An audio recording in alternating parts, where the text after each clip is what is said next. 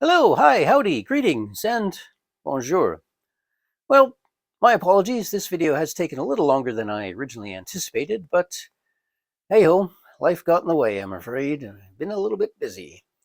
Not to worry though, this is still the Warp Plastic Modeling channel. My name is still uh,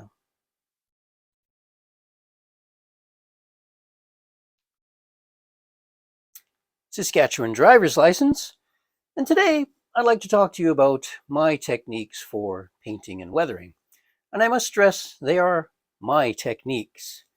I really didn't think I was going to have to put a disclaimer in my videos, but apparently there are two or three individuals out there who are in need of one because they seem to take extreme personal offense, especially to my first video. So, here is said disclaimer. The opinions expressed in this video, and indeed all my videos, past, present, and future, are personal opinions, just like every other modeling video out there are their personal opinions. So, if you can relate to some or all of what you see here, that's great. If not, you know what? That's great too. I encourage criticism as long as it's left in a positive and constructed way. Constructed? No. Constructive. Sorry. Yeah, what the hell. I am. Um, so yeah, they're my opinions, you know? It's a relaxing, enjoyable hobby. If you disagree, that's okay. Diversity is a good thing. It's how we learn from each other. Just don't get all bent out of shape over it. Come on. Alrighty then. I think that's enough said about that. So today I'm going to be going through my techniques and processes for painting and weathering. And as the title implies, my philosophy to painting and weathering can be summed up in two words: simple and subtle. So I'm going to be taking through the process of that. I'm going to expand a little bit on some points I raised in the very first video, especially concerning primers and undercoats, not necessarily the same thing. And today's unwilling victim is going to be, once again, because I referenced it in two other videos, it's going to be the Eschi F16, which will also give me a good excuse to kick myself in the butt and get this thing finished off. The scheme I'm going to be doing is Astrodecals. It's the Royal Netherlands Air Force Orange Jumper F-16 test aircraft. And this is actually going to be a really good one to demonstrate some stuff on because, well, you've got a three-color camouflage, four if you count the radome. It's got white drop tanks, and it's got an orange instrumentation pod. And if you look at pictures of the real thing, it looks like it's been fairly well used and abused, as you expect from a test aircraft. It's got some quite heavy staining and dirt and some faded panels, which hopefully we'll do our best to replicate. Okay, I have a bit of a confession. Painting isn't actually my mostest favorite part of modeling, and that's shocking. I'm really more of a building and detailing kind of guy. I enjoy the build process. I love detailing cockpits and engines, that kind of thing. That's my deal, that's what I'm into. Sadly, however, once I get to the painting stage, I find that very often my enthusiasm wanes a little bit and the model gets put aside and I start something else, which goes a long way to explaining why I always have 15 or so projects on the go at any given time. Now, there are modelers who revel in the painting process, and they're very, very good at it. There's some very talented painters out there. They love it so much, they put multiple layers of paint on the same model, starting with primer, and then they're pre-shading, and then maybe some modeling, and a few coats of paint, and some washes, and more paint, and more washes, more modeling, filters, modulation. I still haven't really figured out what that is. Glazes, dry brushing, etc., etc., etc. Some of them are putting so many layers of paint on, I kind of wonder what the purpose of the first layer is, because it would be completely invisible by the time they're done. But hey ho, that's their deal. If they're into that, hey, all power to them. It's not my thing. I am not so in love with the painting process that I would want to go through anything nearly as long-winded as that. Thus the simple and subtle, or you could also say quick and easy. Gets me in and out of the painting process. So that's what I'm into. But having said that, also, I don't really like the look of a lot of the current trends. I think it's overbearing, overdone. The emphasis these days seems to be more on artistic rather than realistic. Uh, and again, if that's what you're into, fantastic. And I will be the first to admit that, like the figures, it's very appealing. You know, it's a very dramatic look. It's got lots of contrast, lots of, sharply defined lines and edges and things that jump out at you. And it's eye candy. It looks great. It's just not for me. It just doesn't look like a real airplane, in my view. Um, I've seen some superbly finished models that looked amazing, but they were so heavily weathered that I think if the real thing had been allowed to get into that condition, it would have been deemed to be non-airworthy. Yeah, they would have scrapped it, most likely. So, not my deal. Now, I'm not saying that my models are any more realistic than anyone else's. They're certainly not more artistic, because I'm not into that. But I do strive to work from photographs as much as I possibly can, and I aim to replicate what I see in the photographs, or at least the general look and feeling of it. Obviously, it's not possible to exactly replicate every single paint chip and dirt and grease stain down to the minutest particle, the lowest subatomic particle, if you will.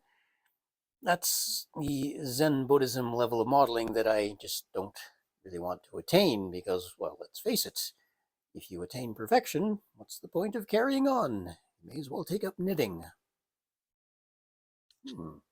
No, maybe not.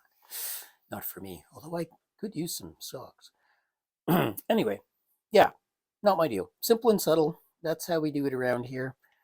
Um, it's not to everyone's taste. I'm well aware of that, but that's okay. So let's carry on, and I'm going to talk first about primers and undercoats. I realize the whole subject of primers and undercoats, and indeed painting and weathering in general, is going to be a little bit controversial. Everybody has their favorite techniques, myself included, and not everything works for everyone else. That's absolutely fine. Nothing wrong with that at all. Now, a lot of people left me some great comments after the first video, and some very valid points on why they use primer. Number one being, it is a good way to check seam work. Totally agree with that. Absolutely it is. Any imperfections will show up more readily under a coat of paint. But I don't know. I guess I'm just kind of a cheap bastard. I just think, why should I waste time in paint coating the entire aircraft in primer when all I need to do is check a thin little line? Why not just spray a line of paint over your seams? Or, personally, I like this stuff. Mr. Surfacer. Get in there. There we go. Mr. Surfacer is, for those of you not familiar with it, well, I guess you could say it's either a slightly thin putty or a fairly thick paint. But brushing a line of that over your seams will show up any imperfections, and it will also fill them. So you get a nicely done seam line once you've sanded that down, without the need to spray an entire coat of paint over the whole thing. It works for me. Might not work for you. And now, there was a few comments, and this was something that I actually neglected to mention in the first video, and that is the use of gloss black under some metallics. Alclad, for instance, I believe the Vallejo metallics, although I've never used those myself, but I believe they do much better over a gloss black coat of paint. I've used Alclad over bare plastic quite successfully. There really wasn't an issue with that, other than the fact that it looks a little bit dull. So putting it over gloss black will certainly improve the appearance of it. Regarding adhesion, however, I haven't really found that the gloss black makes any difference whatsoever. Alclad is pretty fragile. It won't stand up to a lot of handling, so it'll rub off if you tend to fondle your plastic a lot. Yeah, it'll rub off. Just gloss black doesn't make any difference with the adhesion. Let's see. Let's talk about primers versus undercoats, because they're not necessarily the same thing. Allow me to explain. A primer is an undercoat, but an undercoat isn't necessarily a primer. Primers serve a very specific purpose. For instance, a wood primer will help to seal and fill the wood grain so that your paint doesn't soak into it and look horrible. Metal primers will actually etch into the metal and give better adhesion for your paint over top. Plastic primer, yeah, I know there are plenty on the market. A lot of model paint companies have a primer in their ranges.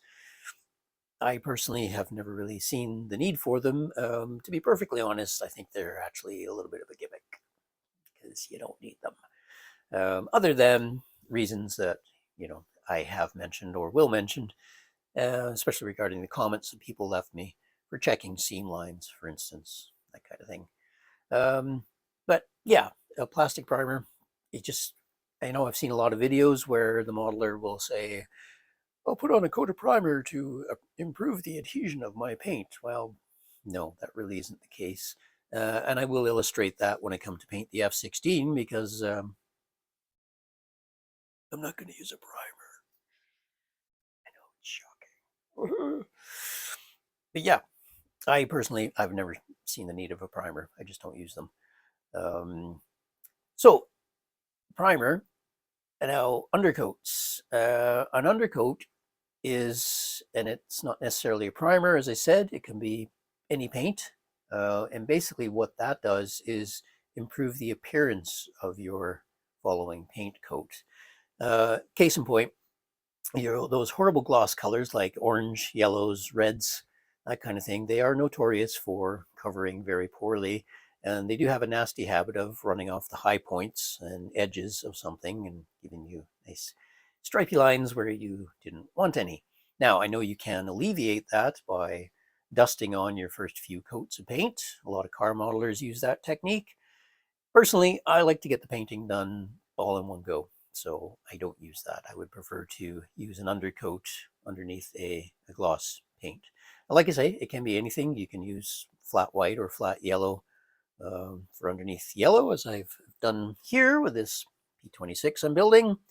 I first coated that in Tamiya Fine White Primer. Yes, it is a primer, but I really used it because it was in a spray can and I'm lazy and it's white. So yeah, and it certainly made the gloss yellow look much better than had I put it over the bare plastic.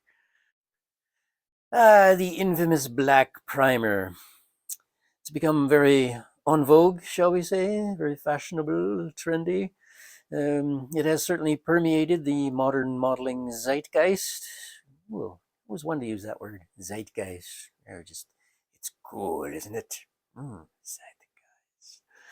Anyway, yeah, again, it's just I would just never use black. It goes against all the lessons of painting where you would go from lightest to darkest. In this case, you're trying to cover the darkest possible paint you can, which means you're just going to end up wasting a lot of paint to try and cover that up.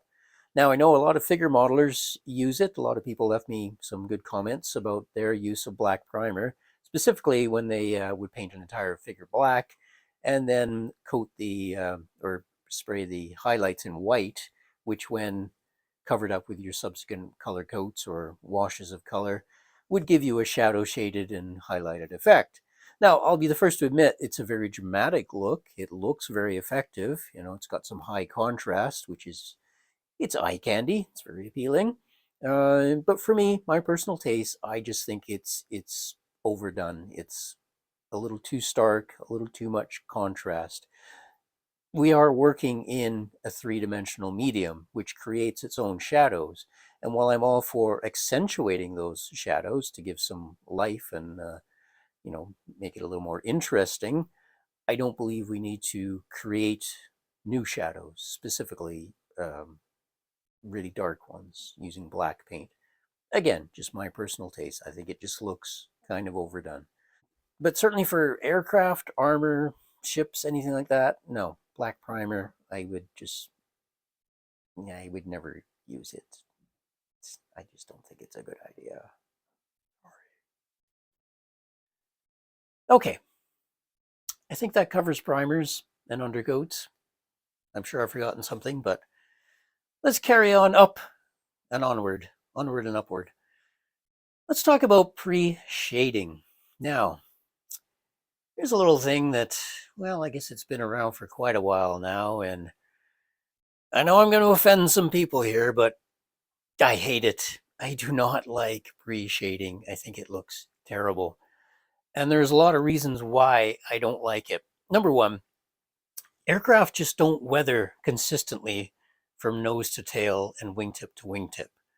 Yes, admittedly, there is going to be some darkening around the panel lines where oil and grease and dirt collect, and it's very visible in photographs, sure. But for propeller-driven aircraft, at least, this is going to be more noticeable around the engine cowlings, maybe the underside of the aircraft where oil is leaked out and dirt is collected in the seams. So yeah, that works there. But you wouldn't have that same amount of staining right out at the wingtips or right back at the fin and rudder. So putting black stripy lines all over your aircraft is just not realistic. And the other thing, now let's scale this up a little bit, shall we? Let's say you manage to get 1/8 inch thick lines all over your 72nd scale model. Now, most of the pre-shading I've done, most of the pre-shading I've seen is much larger than that, say about 3/16 to 1/4 of an inch. But let's say you manage to get nice, consistent 1/8 inch thick lines all over your model. Scale that up 72 times. What does that work out to? I have no freaking idea. I'm terrible at math. One sec. Let me grab a calculator. There we go. 1/8 is 0.125. That much I do know. Let's scale that up times 72. What do we got? 9 inches. So you've got dirt and grease and oil that's collected 9 inches. That's about 9 inches. Well, pretty freaking big. You've got a huge dirt and oil stain around your panel lines. I think even at the height of wartime, I don't know that any ground crew would let their aircraft get quite that badly stained. Not anything I've seen in pictures anyway, not to that extent. Even if you scale that up, let's say you're working in 32nd scale and you get an 1/8 inch line, that's still 4 inches. It's a fair amount of dirt and grease on there. So to me, it just looks a little bit overdone. No, let me correct that. It looks a lot overdone. It's, yeah. The other reason I don't like it is it doesn't make a lot of sense to me because you're weathering from the inside out. Why not weather from the outside in like the real aircraft does? Um, for instance, you don't get as much control with pre-shading. If you don't put enough color code over it, then you've got glaringly obvious dark lines on your model. If you put too much color coat, well, you've erased your pre-shading, and then you've either got to redo it or you got to reinstate it with post-shading, in which case, why not just do that to begin with? So, yeah, there's a lot of reasons. I've seen very, very few models using the pre-shading technique. I can't speak today. Pre-shading that I think look good. I just, sorry, I don't like it. It looks terrible. Don't do it. Okay, I don't do it. You can do it. If you like, you do it. I don't do it.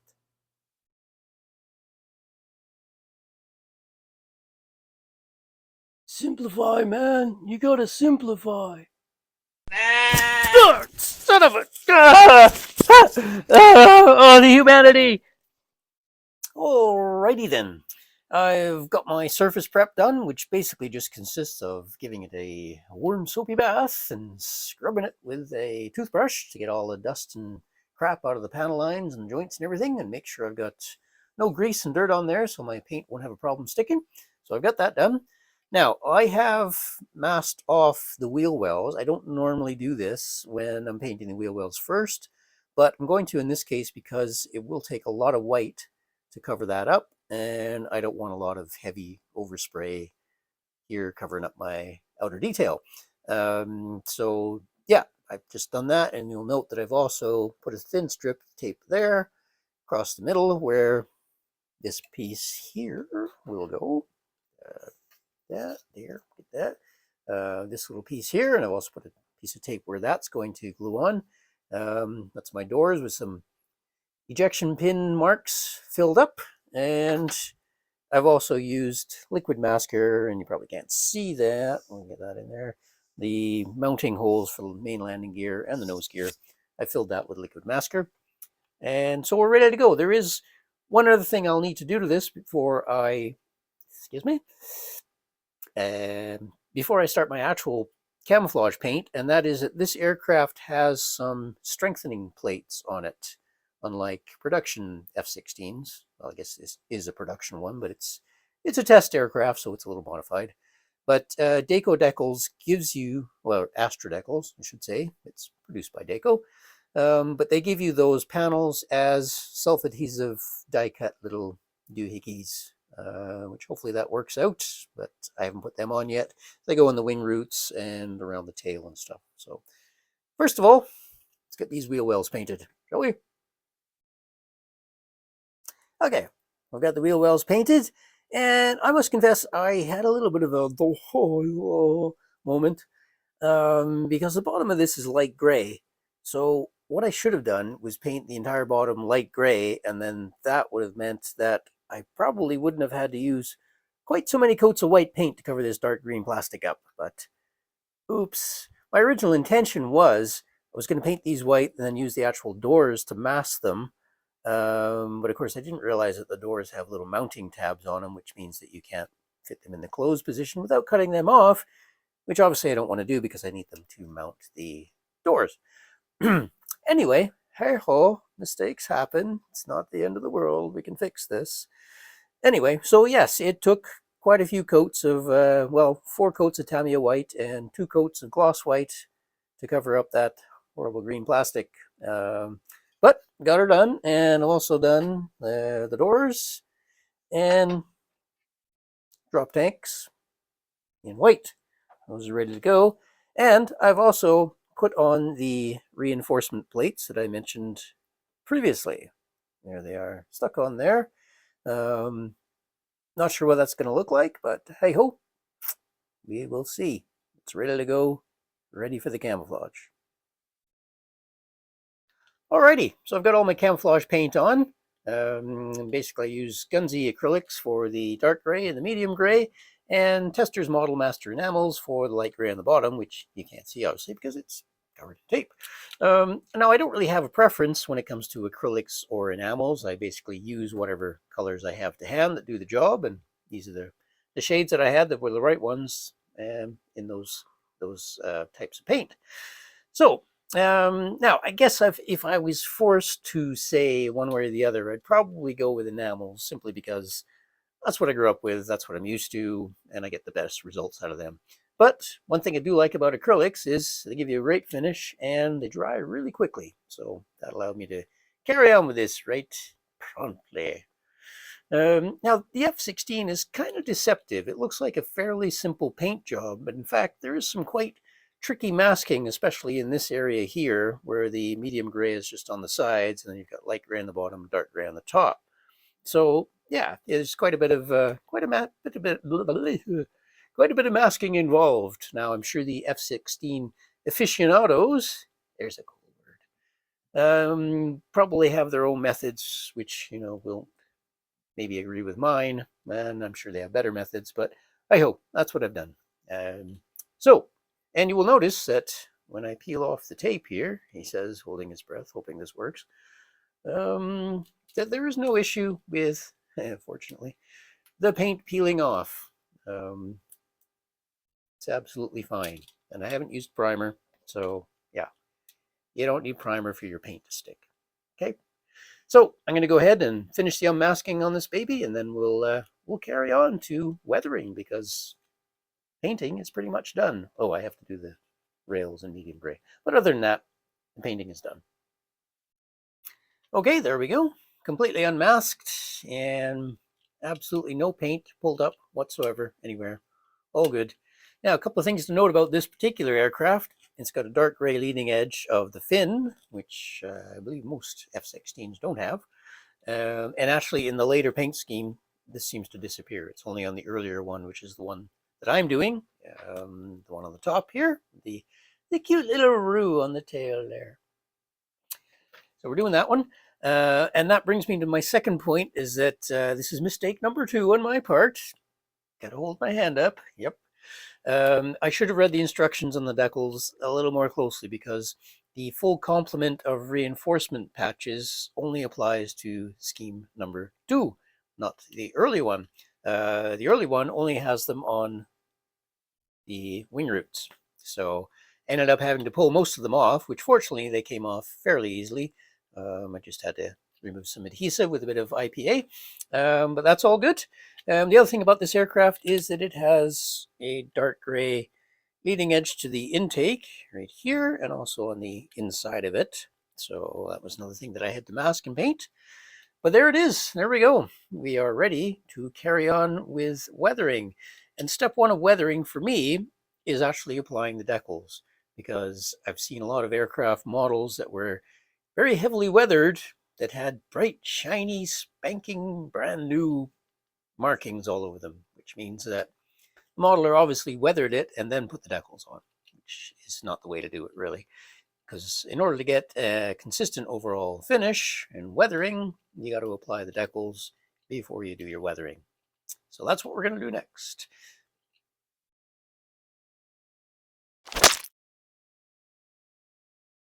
Well, that was a lot of work, I tell you. It took me a couple of days to get all the decals on this thing, because there was well over 100 little stencil decals and things to go on there. But I got most of them on, and it's starting to look pretty decent, I think. It's on the bottom there as well. A lot of little stencils. And there's still a few more to put on the afterburner can. There's some little stencils, no push and no step decals. And you'll notice too that I have not yet painted the radome. And the reason for that is that there's a big long nose probe and pitot tube to go on there. And that needs to be blended in before I can paint the radome. So I'm going to leave that till the very end, because I'm a klutz and I'm just going to end up knocking that off. So we won't put that on until later. And I also haven't done the drop tank markings yet. There's some black and white photographic markings on the drop tanks to go on. I haven't done them yet because I don't need to.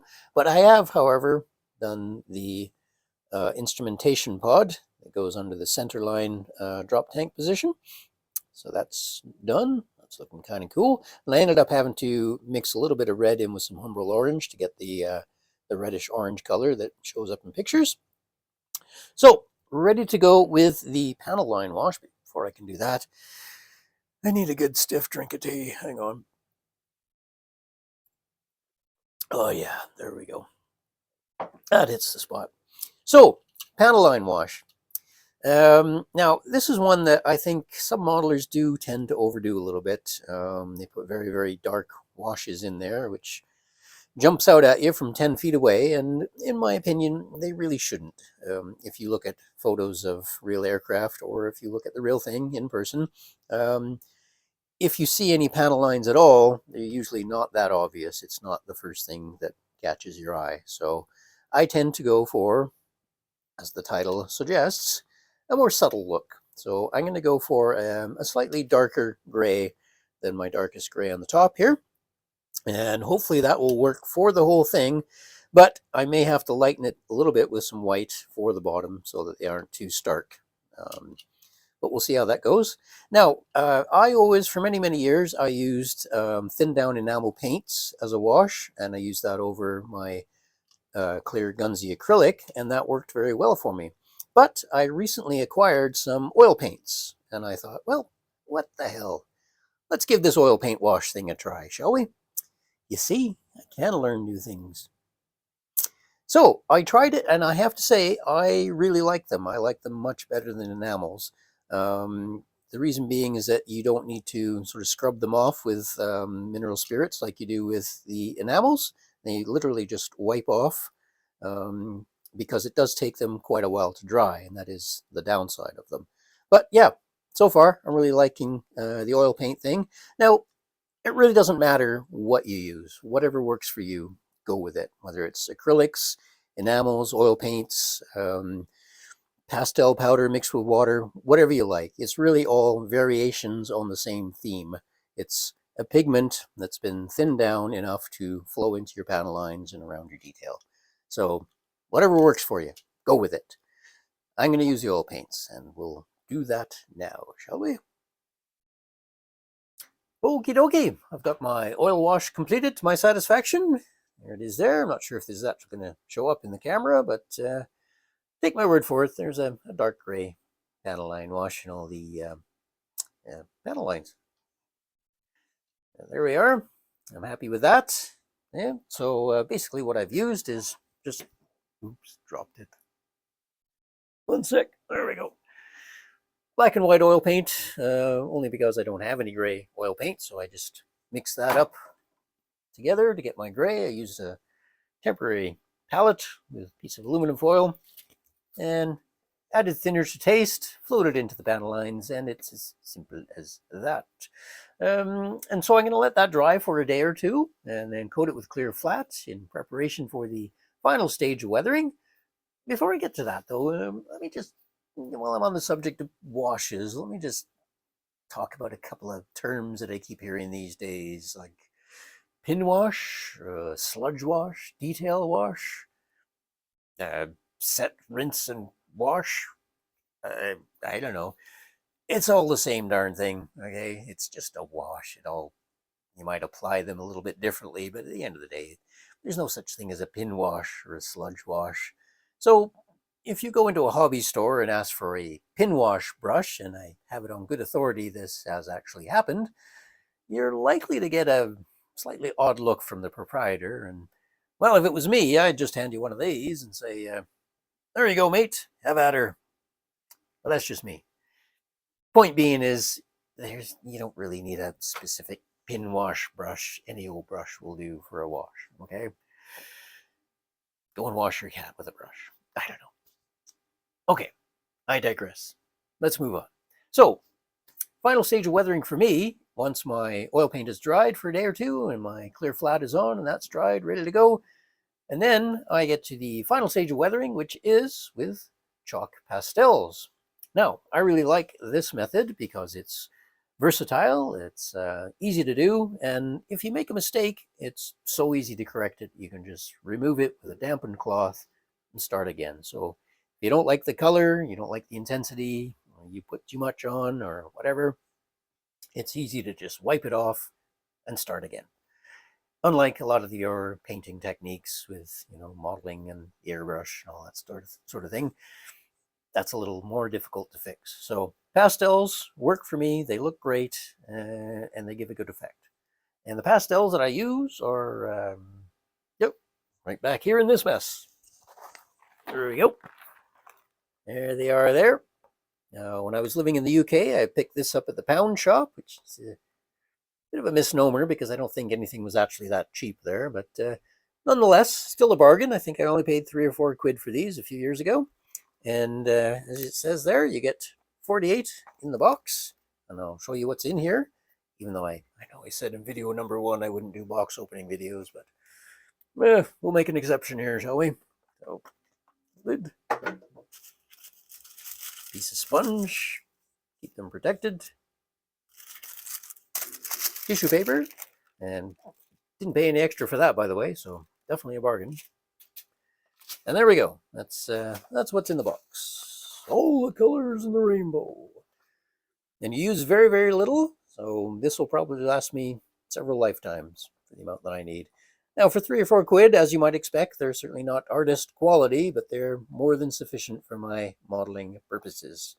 So we'll crack on with that, and then for all intents and purposes, it's pretty much done. Well, except for, minor details like canopies and wheels and engines, that kind of thing. But other than that, yeah, more or less done. Okay, my oil wash is dry. It's coated in clear flat, and we are ready to commence with the weathering.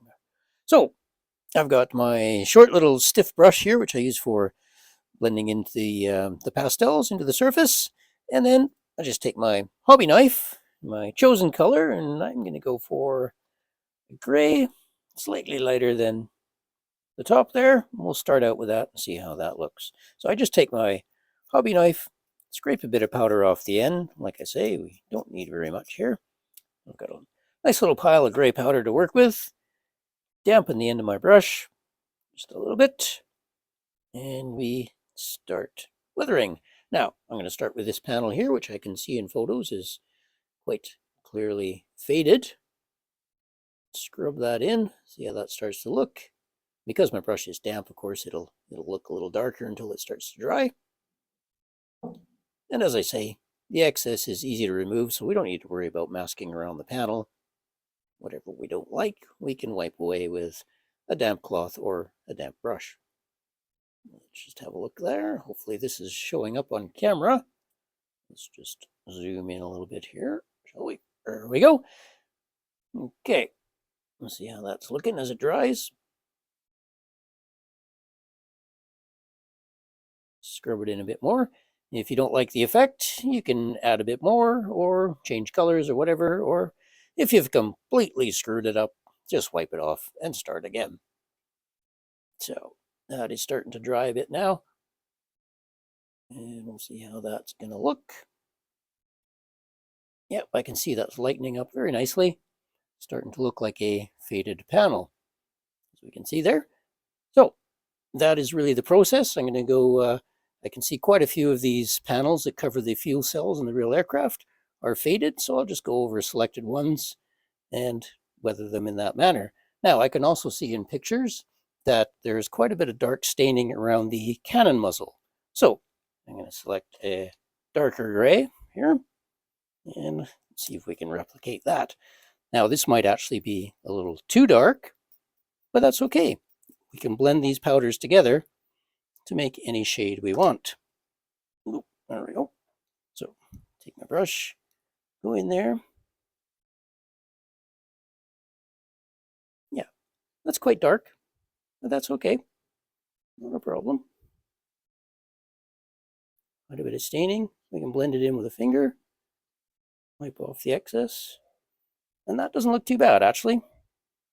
Could even add a little bit more in there, because it is quite heavily stained in pictures.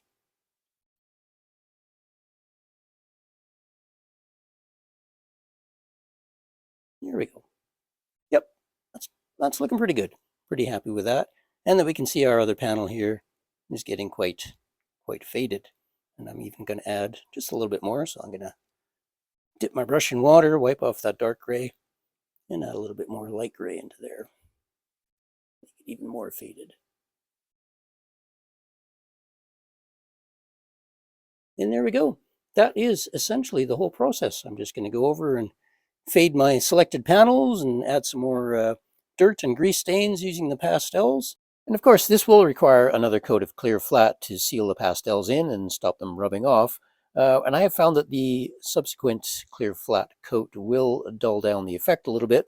So you might want to err on the side of slightly less subtle colors just to compensate for that. But there we have it. That is essentially the process. I'm just going to go around and fade panels and add dirt and grease, and voila. And there we go. Got my selected faded panels on there. I got some dirt around the tail and the fin, and the aforementioned gun muzzle blast. I'm hoping this all shows up on camera. Some streaking on the wings there from the slat actuators, and as well as the refueling port on top there. So it's well on the way to being done, and this was all accomplished with chalk pastels. And if you'd like to see this done, there will be a video on it on the members only pages once I obviously finish it. So please do check that out. Have a look at becoming a member. I've got 3 different membership levels. You'll see the join button on every page. And I'll also be discussing the Eschi F-16 kit in general and the modifications I had to make to produce this particular aircraft. There's also other perks on there. There will be blooper videos and outtakes and selected discounts on products from Thunderbird models. So please do think about having a membership. The funds help to keep this channel going, and they keep me in lucky charms as I've become accustomed to. Lisa, can I have some more? I've also got merchandise available. There's cups and t-shirts and tote bags and all sorts of wonderful, wonderful things. And again, you'll see a banner for that on every video page. So please do check that out as well. And that's it for now. Check out my other videos. Next time, I'll actually be building something. Shocking. Bye-bye.